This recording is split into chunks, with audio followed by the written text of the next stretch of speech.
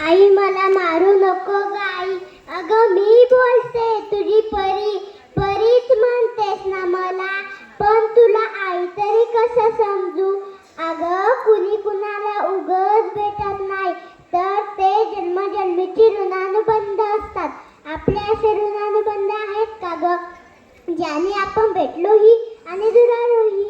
असो, कालच बाबाचं तुझं बोलणं चोरून पोटातच ऐकलं. विशेष आजी आजोबाची इच्छा नाही आई. सांग ना बाबा, ओ बाबा, तुम्हाला आवडती का लाडकी लेक पाहिला.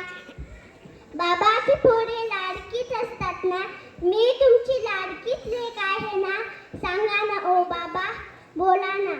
बाबा, तुम्ही आईला मोठ्या मोठ्या दवाखान्यात का नेलं. तिथं मोठ्या मोठ्या मशिनीच होत्या, त्यात मी किती छान दिसत होते. बोला ना बाबा, सांगा ना. आजी, तू आईला कडू औषध का दिलंस. किती कडू होतं ते, मला किती त्रास होत होता, मला गुदमरून येत होतं. आजी, असं देत जाऊ नकोस. आजी, तू पण मुलगी म्हणूनच जन्माला आलेस ना. माझं स्वागत तू नाही करणार तर मग कोण करणार. आई, तू आजीकडून कडू औषध का घेतलंस. किती कडू होतं ते, मला किती त्रास होत होता, मला गुदमरून येत होतं. आई, असं घेत जाऊ नकोय.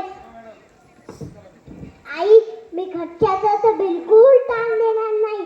मी शाळेत जाईन, मी शिकून मोठी होईल, ताईचे जुने कपडे घालीन, इथूनच मी तयारी करेन. थँक्यू. त्यानंतर